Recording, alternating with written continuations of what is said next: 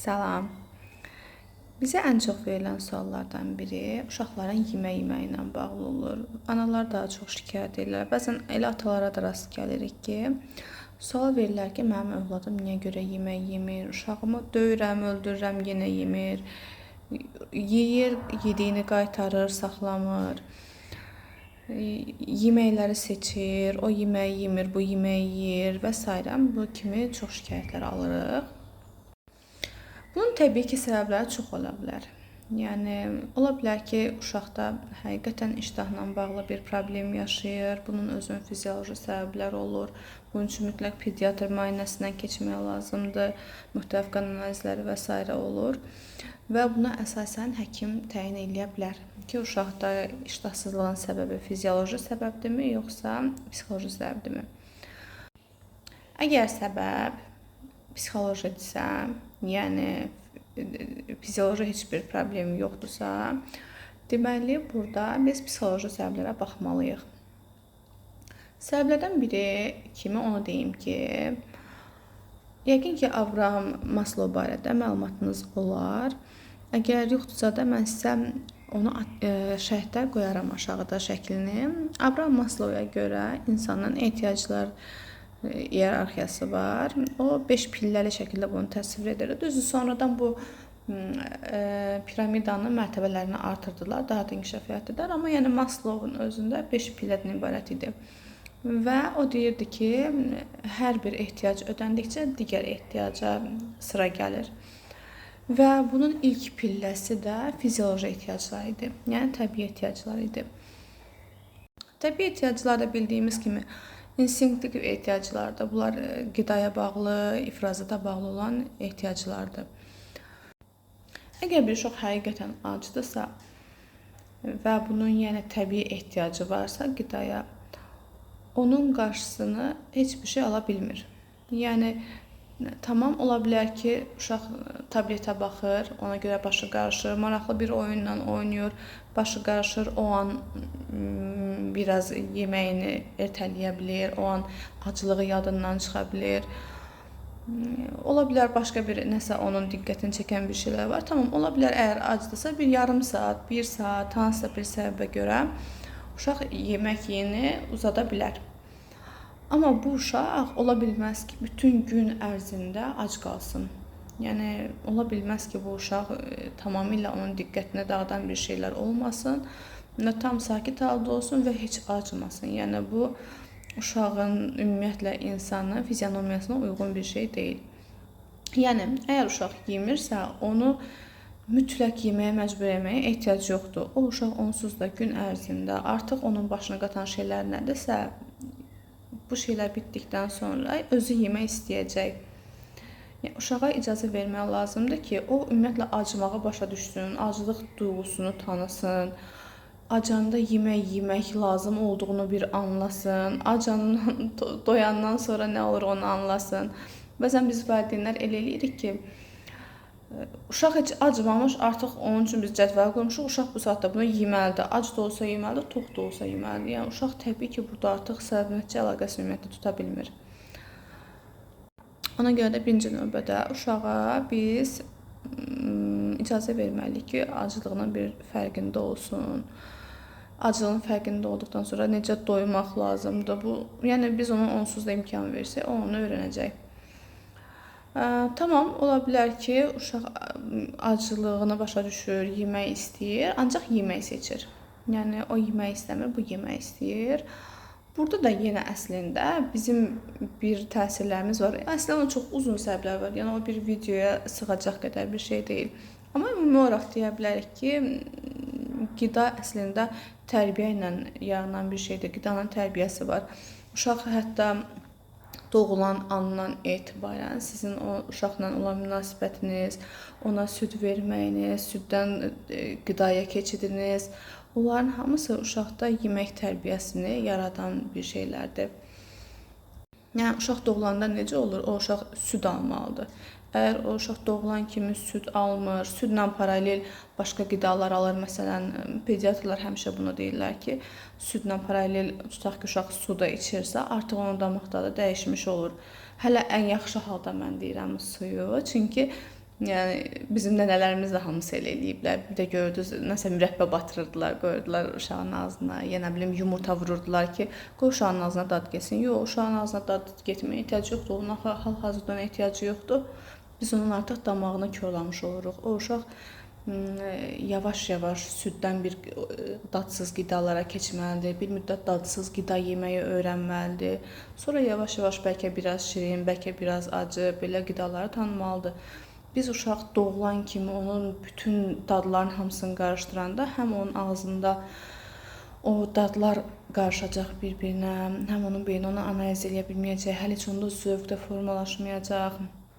Yəni təbii olaraq uşaq ilk dəfədən o şeyi bəyənməyəcək deyə ona alışmayacaq, bir inkar edəcək, bir də görəcəksiniz yeməyə qarşı onda qıcıq yaranacaq. Ona görə də əziz valideynlər, uşağım yemək yemir, mən buna nə etdim sualının cavabı, yəni 2-2 deyil. Yəni rahatlıqla hə onu belə elə onda yeyəcək. Get bir dənə vur, yeyəcək. Elə bir şey yoxdur. Uşaq yemək yemirsə orada bir diqqət eləməliyik. Bəlkə o uşağın yemək yeməməyi birbaşa mənə bağlıdır. Bəlkə mən o ac olmadan ya da ki o başqa bir şeylə məşğul olmaq istədiyi yerdə mən onu o qədər məcbur eləmişəm bir şeyləri yeməyə ki, o uşaq artıq yeməyi özünün ehtiyacını ödəməyi kimi yox, qıcıqlandırıcı bir şey kimi qəbul eləyir. Ya bəlkə bir yeməyi onu o qədər mən yedizdirmişəm ki, artıq o uşaq o yeməyi ya ikrah hiss eləyir, yemək istəmir onu. Ona görə bu şeylərin hamısına diqqət eləməliyik. Bir də bunu da deyim ki, bayaq dediyim kimi mərhələli şəkildə getməlidir. Uşaq doğulandan sonra mərhələli şəkildə öyrənməlidir yeməyi. Bunun üçün də nə etmək lazımdır? Lap belə sıfırdan getməyəcəm, çünki dediyim kimi bayaq da çox uzun məsələdir bu. Bir də onu deyə bilərəm ki, bir çalışaq ki, uşağa müəyyən yaşdan sonra seçənəklər verək. Uşağı yəni düzgün tərbiyə eləyək. Tutaq ki, onun üçün ilk dəfə də bu uşaq tərəvəzləri görür. Bütün tərəvəzlərdən qoyaq qarşısına. Ən azından bir 2-3 çeşid qoyaq. O uşaq ən azından oynamaq üçün də olsa götürüb onu ağzına aparacaq, bir onun dadına baxacaq. Yavaş-yavaş tanış edək. O onu dəqiqə yeməyəcək, o dəqiqə onu gözləməyin ki, o meyvəni bitirəcək filan. Yox, ən azından bir dadına baxacaq. Gələn dəfə görəndə baxacaq ki, bu mənim keçən dəfə gördüyüm yeməkdir. Mən bunun bir dənə dadına baxım. Bəyənibsə gələn dəfə bir dəfə də dadına baxacaq. Bəyənməyibsə bir müddətdən sonra digər qidalarla birlikdə bir dəfə də ona təqdim edin. Bu dəfə də ola bilsin ki, ağzına apar onun dadına baxa bilər. Və zamanla yavaş-yavaş o uşaq artıq başa düşəcək ki, mən hansı tərəvəzləri bəyənirəm. Tamam, ola bilsin bütün tərəvəzləri bəyənməyəcək. Biz özümüz bu yaşda yəni bütün yeməkləri bəyənirikmi ki? Ən azından uşaqda bir zövq formalaşacaq. Yavaş-yavaş yeniliklərə açılmağı da öyrənəcək. Ya da deyirik ki, uşaq sağlam qida yemir, uşaq nə bilim çips yeyir, uşaq ancaq zərərli yeməklər yeyir. Yəni bu uşaq o zərərli yeməkləri özümü alıb yeyib. Yəni mən təsəvvür eləmirəm 2 yaşında, 3 yaşında bir uşaq heç vaxt çipsinin dadını bilməsin və getsin marketdə desin ki, mən bunu yemək istəyirəm, bunu mənə al. Yəni sıfırdan bu şey mümkün deyil. O uşağın o qida ilə bir tanışlığı olub. O tanışlıq hansı şəraitdə olub? Valideynin ona icazə verdiyi bir şərait olub. Ya uşaq valideyn özü qoy uşağın bunun da dadını bilsin deyib onu yedizdirib. Ya ona mükafat kimi nə vaxtsa verib artıq onu dadızdırıb. Ya elə bir yer olub ki, o uşağa təqdim olunub, amma valideynin ona cəsarəti çatmayıb etiraz eləsin. Yəni bu uşaq birdən-birə o qida ilə tanış olmayıb. Yəni onu artıq əvvəldən düşünmək lazım idi. Və düşünməmişik, vaxtı ilə bu səhvləri etmişiksə biz, ola bilər hamımız səhv eləyirik. İndi onun acığını o uşaqdan çıxmamalıyıq, o uşaqla onun müharibəsini eləməməliyik, ona görə uşaqla dalaşmamalıyıq, o uşaq ona görə təhqir eləməməliyik. Sən ancaq zərərli şeylər yeyirsən, bir dəfə də sağlam bir şey ye. Və bundan əlavə biz özümüz nə qədər sağlam qidalanırıq, o uşaq bizim həyatımızda nə qədər görür o sağlam qidanı. Yəni mən özüm oturub onun qarşısında deyək ki, şokolad yeyirəm, amma uşağa deyirəm ki, yox, şokolad yemə dişlərini çürüyər. Yəni bu uşaq mənim elədiyim hərəkətə mi inansın, yoxsa mənim ağzımdan çıxan sözə mi inansın? Əslində çox istəyirdim ki, qısa video olsun bu. Sadəcə mövzu dediyim kimi çox geniş mövzudur. Əlimdən gəldiyi qədər çalışdım az danışım, amma deyəsən alınmadı. Olsun, yenə suallarınız olsa cavablandıraram. Bəlkə gələn videolarda yenə toxunaram bu mövzuya.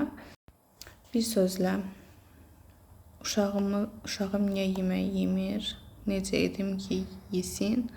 Bunlar yəni düşündüyümüz qədər asan bir şeylər deyil və möcüzəvi bir şəkildə olan bir şeylər də deyil. Yəni mənim uşağım yeyən uşaqdır, mənim uşağım yeməyən uşaqdır.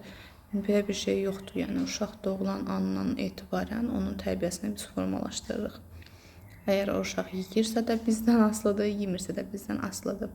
Təbii ki, əgər dediyim kimi fizioloji heç bir səbəb yoxdursa, heç uşağın acmağında və uşaq bir müddətdən sonra bütün onu diqqətini yayındıran şeylərdən bitdikdən sonra yemək yeyirsə, demək ki, burada uşağın iştahsızlığından söhbət getmir. Sadəcə uşağın qidasının düzgün tərbiyə olmamasından söhbət gedir. Və bunu da deyim ki, artıq indiyənə qədər belə formalaşıb, bundan sonra da belə olacaq deyə bir şey yoxdur.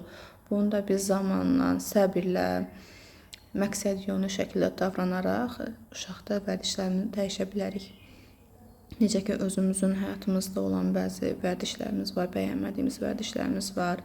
Onları tərk edirik, yeni vərdişlər özümüzdə formalaşdırırıq. Eyni şəkildə öz övladımıza da bunu eləyə bilərik. Sadəcə bir anda uşağın dəyişəcəyini, bir məsləhətlə, bir hərəkətlə sıfırdan dəyişəcəyini gözləməyin. Yəni zamanla vərdiş zamanla formalaşan şeydir. Siz sadəcə onun üzərində necə deyim, sənətkar kimi üstündə incə-incə işləməlisiniz. İndi deyəcəksiniz ki, bu qədər dedi, amma neyləmək lazımdır onu demədi. Tamam, yəni dediyim kimi çox uzun məsələdir, amma çox sadə bir şey deyə bilərəm. Tutaq ki, bir uşaqda hansısa yemək vərdişini formalaşdırmağa çalışırsınız, hansısa bir sağlam qidanı onun rasiona daxil etmək istəyirsiniz. İlk öncə o yeməklə onu tanış eləyəcəksiniz. Hələ ki bir ətrafda görsün, vacib deyil onu yesin. Siz özünüz onun yanında yeyin, heç ona təklif eləməyin. Bir müddət bir onun gözü alışsın ona. Yedikcə bir tərifləyin, bir görsün ki, siz onu necə bəyənirsiniz. Gələn dəfə təklif edin. İndi yaşına baxır da, yəni körpə uşaqdırsa toxunmağına icazə verin. Biraz böyük uşaqdırsa xahiş edə bilərsiniz ki, biraz dadına baxsın, amma yeməsin, sadəcə dadına baxsın. Yəni yavaş-yavaş o hər dəfə bu addımları atdıqca, hər dəfə sizin təkliflərinizi qəbul etdikcə ona bir təşəkkür eləyin sizin dinlədiyinə görə, sizin sözünüzə baxdığına görə. Ya da hansısa bir qidadır, onu yeməyini istəmirsiniz. Necə ki, o yeyəndə onu tərifləyirsiniz ki, ümid edirəm tərifləyirsiniz. Eləcə də hansısa zərərli bir şey yeməyəndə də bir tərifləyin onu ki, nə gözəl, heç bugün filan şeydən yeməmisən, heç bu həftə filan şeyi istəməmisən. Yəni, müsbət şeyləri artırmaq üçün bir tərif olsun, yəni ən aşağısı bir tərif qədər bir mükafat verək uşağa. Mənfi şeylərdən də imtina etdikcə eyni qaydada tərifləyək, ən azından tərifləyək. Bu qədər.